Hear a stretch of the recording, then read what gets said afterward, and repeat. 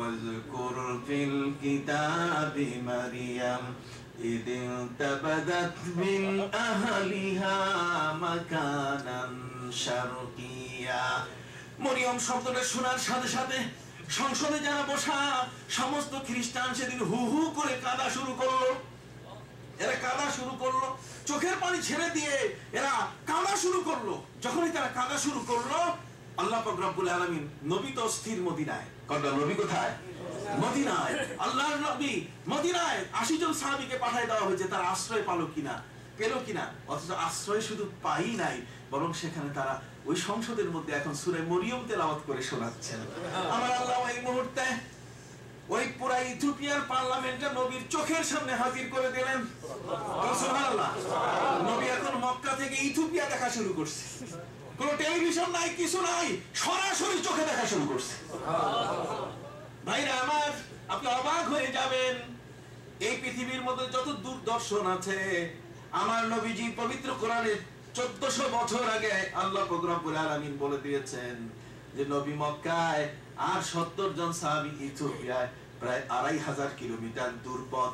আল্লাহর নবী মক্কা থেকে তিনি ইথিওপিয়ার পার্লামেন্ট দেখা শুরু করেছেন।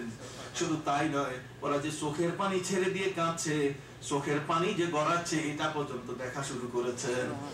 বলবেন যে হুজুর নবীর চক্ষু এত বড়, কোরআন মজিদে আছে কিনা?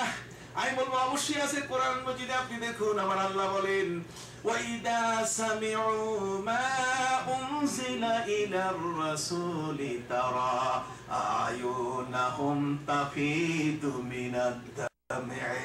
আমার আল্লাহ বলেন ওয়াইদা সামিউ, খ্রিস্টানরা যখন শুনলো মা উনজিলা ইলার রাসূল, নবীর উপরে যে কোরআন নাযিল হয়েছে, সূরা মরিয়মের তেলাওয়াত যখন শুনলো, নবী তারা আয়ুনাহুম, আপনি মক্কা থেকে তাদের চোখ দেখা শুরু করেছেন। শুধু চোখ নয়, তাফিদু মিনাদ দামে, পানির ফোঁটাগুলো যে পড়ছে তাও আপনি দেখা শুরু করেছেন।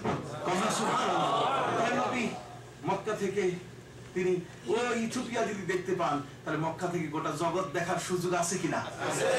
সবাই বলেন দেখার সুযোগ আছে কিনা? সেই দেখার সুযোগ যদি আমার নবীর থাকে, তাহলে ওই নবীকে যদি আমরা সালামের মতো সালাম দেই, আমার আল্লাহ বলেন ইয়া আইয়ুহাল্লাযীনা আমানু সাল্লু আলাইহি ওয়া সাল্লিমু তাসলিমা। নবীকে তো আমার মতো করলে, আমার মতো করে তাকে বিচার করলে হবে না, বরং নবীকে নবীর অবস্থানে রাখতে হবে। তিনি এক বিশাল, আমার আল্লাহ পবিত্র কোরআন মজিদে বলছেন ওয়া কাযালিকা নুরি ইব্রাহিমা মালাকুতাস সামাওয়াতি ওয়াল আরদ। আমি ইব্রাহিমকে আলমে মালাকুত দেখাই দিয়েছি, আলমে জাবারুত দেখেছে। হযরত ইব্রাহিম আলাইহিস সালামের চোখে আমি কোনটা বাকি রাখি নাই, আমার নবীর চোখে কি বাকি আছে? কথা বল না। আমার নবী বলেন ওয়াল্লাহি ইন্নী লা আরাল জান্নাতা ওয়া জাহান্নামা মিন মাকামি হাদা।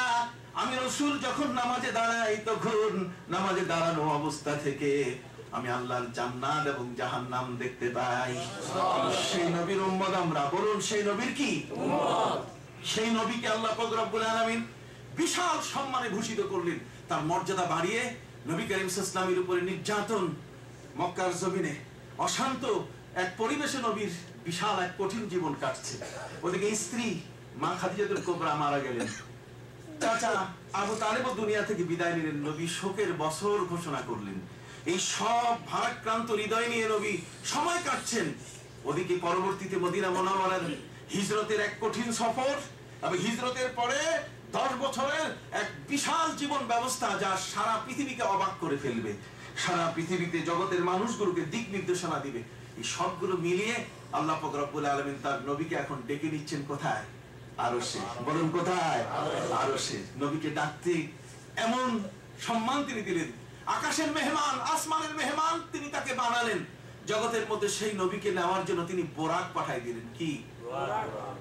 যদি সাইকেল পাঠাই দিত, কথা বল না কেন? বাইসাইকেল, কথা বল না। গরুর গাড়ি, কথা বল না। নবীর শানে মানে? কথা বল না। নবীর শানে কি মানে? নবীর শানে কি হয়?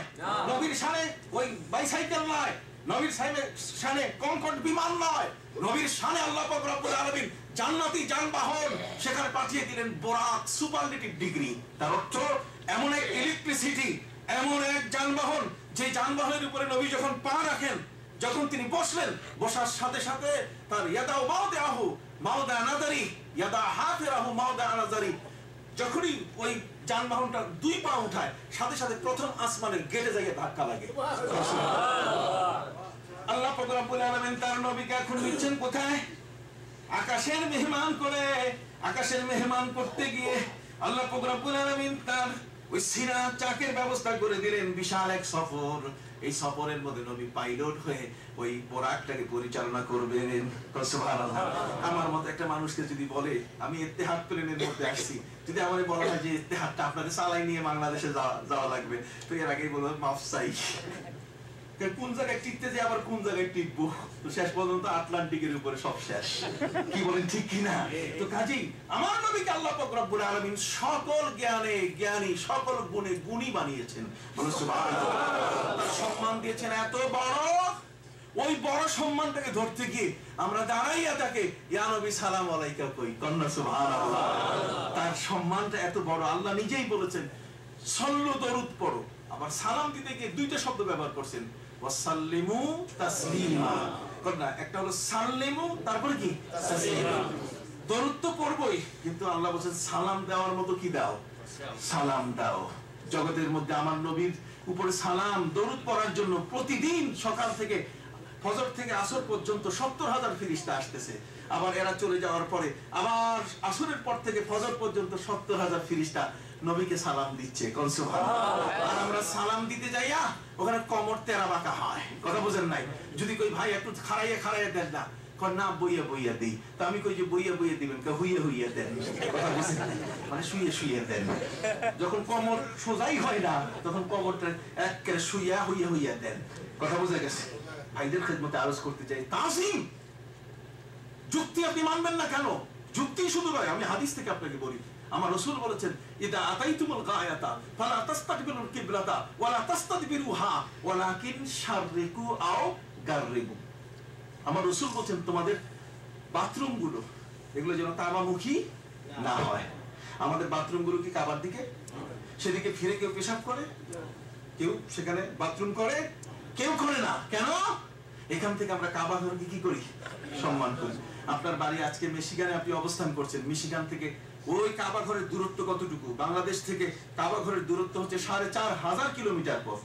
তার 4,500 কিলোমিটার পথ অতিক্রম করতে গিয়ে মাঝে কত শত তালা বিল্ডিং আছে, কত পাহাড় আছে, পর্বত আছে, সাগর আছে, জঙ্গল আছে, নদ আছে, নদী আছে, আছে কিনা? কিন্তু এখান থেকে কাবা ঘর এত দূরে থাকার পরও এখান থেকে আপনি কাবা ঘরকে সম্মান করছেন, বাথরুম সেদিকে করেন না। কাবা ঘর যদি এখান থেকে সম্মান পায় তাহলে কাবা হলো আমার নবী। সুবহানাল্লাহ। কাবাকে আমার নবী। বলুন কাবাকে বলবেন যে কাবা আমার নবী কেমনে? আপনি যদি আমার কাছে চান আমি আপনাকে বলবো কাবা এই জন্যই। আপনি হাদিস খুলে দেখেন, যেদিন নবী জন্ম নিয়েছেন কাবা, সেদিন আমার নবীর জন্মের বাড়িটার দিকে মাওলিদুন নবীর দিকে একটু হেলে পড়েছিল। নবী না হলে কাবা ঘর কোনোদিন কিবলা হতো না। আমি গতকালও বলেছি কাবা ঘর কি হতো না, যার উসিলায় কাবা ঘর কি হয়েছে? কিবলা হয়েছে। ওই কাবার চেয়ে নবীর মর্যাদা কোনো অংশে কম? বরং খোদার কসম করে বলছি, ফতোয়া আলমগীরি আপনি খুলে দেখুন, আল্লাহর নবীর দেহ মোবারক যে মাটিটার সাথে লাগানো আছে মদিনা মুনাওয়ারা, সেটা আল্লাহর আরশের চেয়েও বিশাল মূল্যবান, আরো বিরাট মূল্যবান। যেরকম সুবহানাল্লাহ। সারা জগৎ আল্লাহ পাক রব্বুল আলামিন তার সকল মহব্বত নবীর জন্য কি উজাড় করে দিয়েছেন। আর সেই নবীকে সালাম দিতে গিয়ে আমি তখন আইন দেখি, ইয়া হরফে নেদা মুহাম্মদ বলা যাবে কিনা, ইয়া রাসূল বলা যাবে কিনা। ইয়া নবী বলতে গেলে নবী মানে দাঁত, কুকুরের দাঁত হয়। দেখা তোমার কেউ এর উপরে পিএইচডি দিবে, জীবনে কোনোদিন তোমাকে পিএইচডি দিবে না। তুমি একটা পাগল, তুমি একটা জায়গায় আরেকটা অর্থ করো। কথা বল না, তোমাকে অর্থ করতে বলা হয়েছে একটা নবীউন, নবী মানে যিনি বার্তাবাহক, যিনি রাসূল। কথা বুঝতে পারছেন? আর তুমি তার সাথে নাবুন শব্দের অর্থ হচ্ছে দাঁত। শাররুন জানাবিন আহাররা জানাবিন, ওই লোকটা বড় খারাপ যে লোকটা কুত্তাকে কি করেছে? উত্তেজিত করেছে।